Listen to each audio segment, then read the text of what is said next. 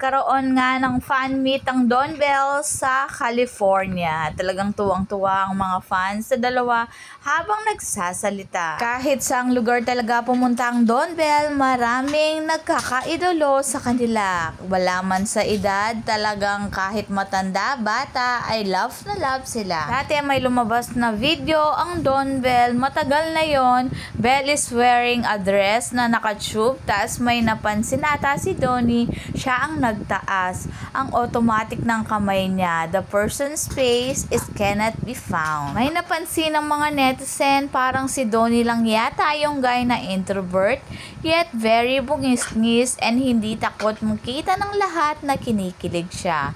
It's so heartwarming to see him like this.